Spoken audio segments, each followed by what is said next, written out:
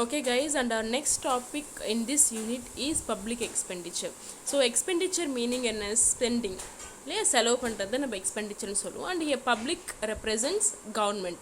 So on the whole public expenditure means government spending. நம்ம government எதுக்கெல்லாம் spend பண்ணுவாங்க? Yes for the welfare of the people and for to satisfy all the social wants. Okay, so that's why government is spending. Okay, so coming to meaning, public expenditure refers to government spending incurred by central, state and local governments of a country.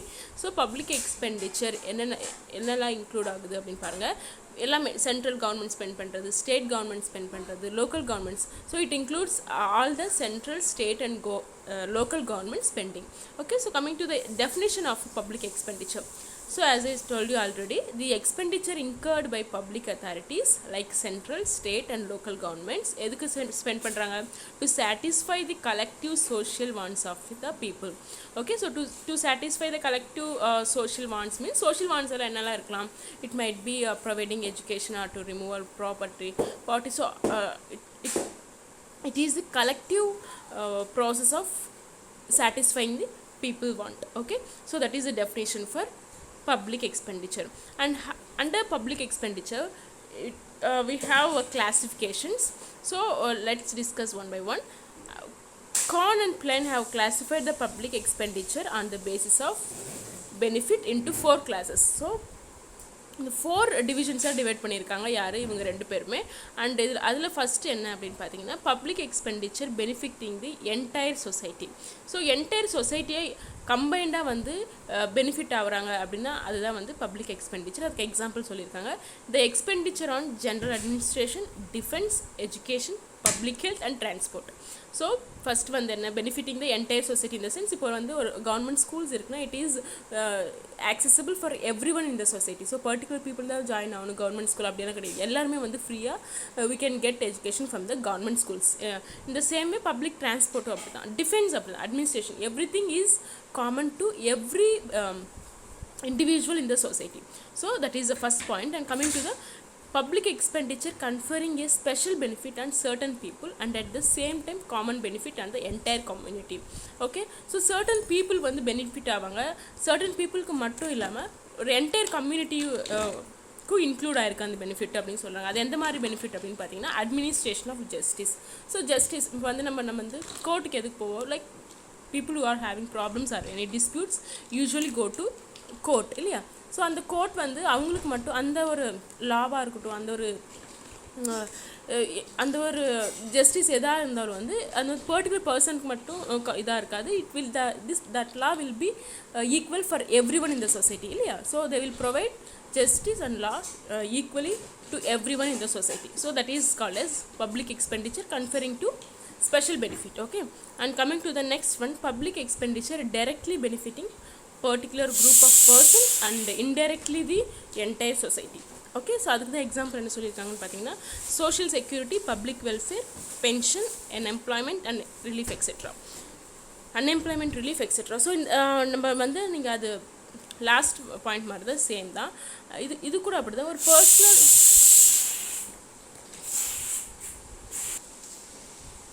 So directly நான் இப்போ வந்து நீங்கள் வந்து pension அப்படி மாதிரி தான். So pension வந்து like pension depends on the work and the type of work they do இல்லையா?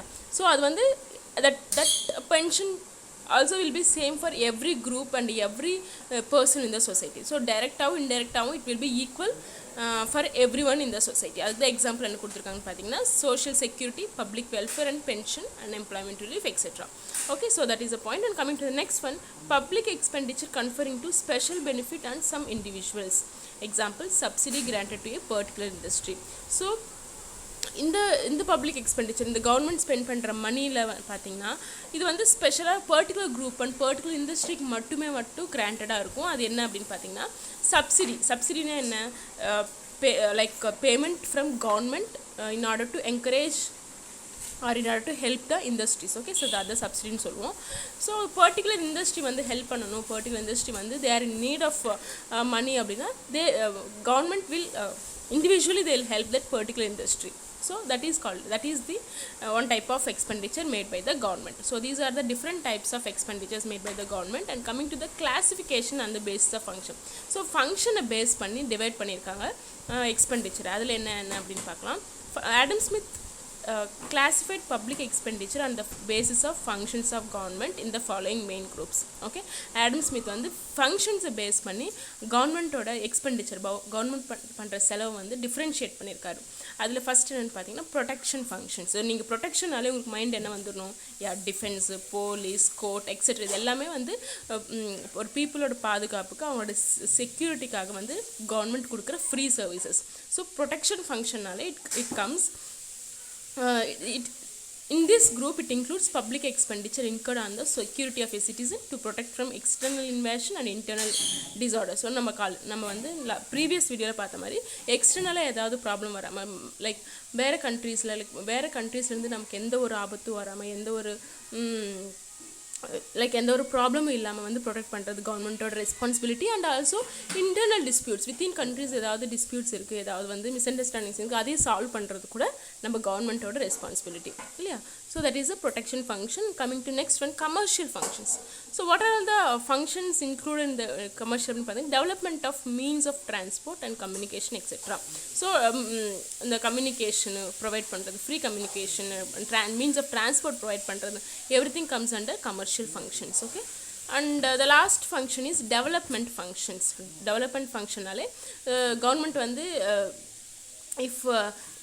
if any infrastructure develop பண்ணனும்னாலோ இல்லை ஏதாவது இண்டஸ்ட்ரீஸ் டெவலப் பண்ணணும் அப்படின்னா அதுக்கு செலவு பண்ணுறது எல்லாமே it comes under development functions. So these are the different functions, different expenditure functions, different expenditures that are based on the functions. And coming to causes for the increase in the government expenditure. So கவர்மெண்ட்டோட செலவு, கவர்மெண்ட்டோட expenditure வந்து எந்தெந்த ரீசனால் ரொம்ப அதிகமாகிட்டே இருக்குது அப்படின்னு சொல்கிறது தான் இந்த பாயிண்ட். அதில் ஃபஸ்ட்டு பாயிண்ட் என்னென்னு பார்த்தீங்கன்னா பாப்புலேஷன் க்ரோத். ஆப்வியஸாக நம்ம வந்து India's population India is the second most populated country in the world இல்லையா. So due to the increased population, government need to spend more money in order to cope up with the increased population. So you can see here, during the past 67 years of planning, the population of India has increased from 36.1 crore in 1951 to 121 crore in 2011. You can see the difference. See how much the population has been increased over the year. 1951 it is only 36 crores, whereas now it is about 120 crores in 2011. In 2020 it is around 150 crores. Okay, so the growth in population requires, obviously வந்து population increase ஆச்சுன்னா we need to allocate the expenditure, we need to allocate the money in order to match the population's need. Okay, so எதெல்லாம் அப்படின்னு பார்த்தீங்கன்னா young population requires increase expenditure on education and youth services, வெராஸ் ageing population requires transfer payments like old age pension. So young population like middle age persons வந்து like படிக்கிறவங்களுக்கு எல்லாமே அவங்களோட எஜுகேஷனுக்கு, அவங்களோட education ரிக்குவயர்மெண்ட்ஸ்க்கு meet பண்ணுறதுக்கு தகுந்த மாதிரி எக்ஸ்பெண்டிச்சர் வந்து ஸ்பெண்ட் பண்ணணும். வேறாஸ் ஃபார் ஓல்ட் ஏஜ் பீப்புள் அவங்களுக்கு வந்து பென்ஷன் ட்ரான்ஸ்ஃபர் பேமெண்ட்ஸ் மூலமாக அவங்களுக்கு பென்ஷன் சாட்டிஸ்ஃபை பண்ணுறது, சோஷியல் செக்யூரிட்டிஸ் கொடுக்குறது, ஹெல்த் ஃபெசிலிட்டிஸ் கொடுக்குறது எல்லாமே கவர்மெண்ட்டோட responsibility. So due to the increased population, government are forced to increase its expenditures that are made. Okay, that is the first one. Coming to defense expenditure.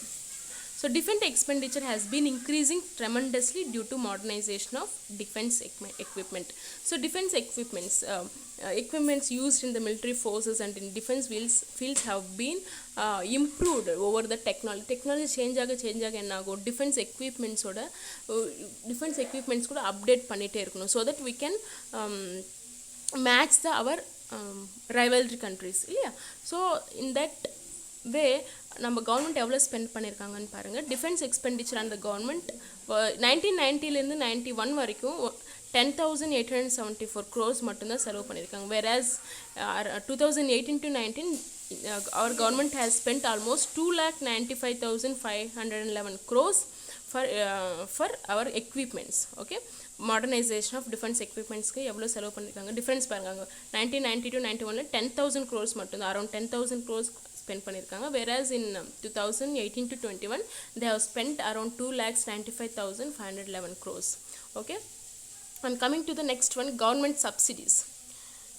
So as I told you already, subsidies is the money given from government in order to help the people or any societies or any industries. Okay, so the government of India has been providing subsidies on a number of items such as food, fertilizers, interest on priority sector lending, exports, education, etc.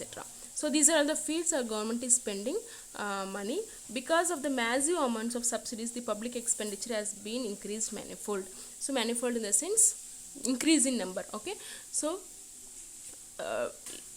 like இந்த subsidies increase ஆக என்ன ஆகுது அப்படின்னு பார்த்தீங்கன்னா, இந்த public expenditure கூட increase ஆகுது. Government வந்து சப்சிடிஸ் நிறைய ஒதுக்க அவங்க செலவு பண்ண வேண்டிய அமௌண்ட் ஆஃப் மணி கூட இன்க்ரீஸ் ஆகிட்டு இருக்குது அப்படின்னு சொல்கிறாங்க. And you can see from 1990 to 91 it is only 9,581 crores they have spent, whereas in 2018 to 19 they have spent around 2,29,715 crores for subsidies. Only for subsidies ke evlo selavu pannirukanga. Okay, and coming to debt servicing.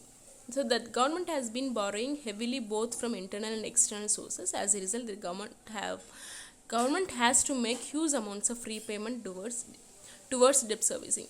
Since our population is been increasing, since we need to update to our modern defense equipments, our subsidies have been increasing. This is why government is tending to take டெப்ட்னா கடன் வந்து இன்டர்னலாகவும் அதிகமாக வாங்கிட்டாங்க, எக்ஸ்டர்னலாகவும் அதிகமாக வாங்கிட்டாங்க. So they are forced to repay those debt over the year. இந்த டெப்ட் amount வந்து கடன் amount வந்து over the period of time வந்து ரொம்ப இன்க்ரீஸ் ஆகிருக்கும். அது என்னென்னு எவ்வளோ அப்படின்னு பார்த்தீங்கன்னா, 1990 to 91 வந்து only 21,500 crores தான் டெப்டாக இருந்தாங்க. இப்போ எவ்வளோ இருக்குங்க பார்த்தீங்கன்னா 2018 19க்கு it has been increased from 5,75,794 crores. Our government has been in debt. They need to repay those amount from external and internal sources. Okay, so that is the point. And coming to the fifth one, development projects. So what are all the development projects kago? The government has been undertaking various development projects such as irrigation, iron, steel, heavy machinery, power, telecommunication, etc.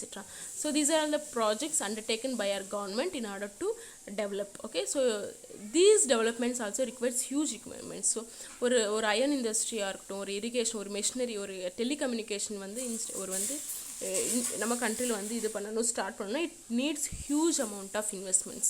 Okay, so for that also our government is spending a lot of amount and lot of investments. Okay, and the next point is urbanization. So urbanization, I think you guys know the meaning for urbanization.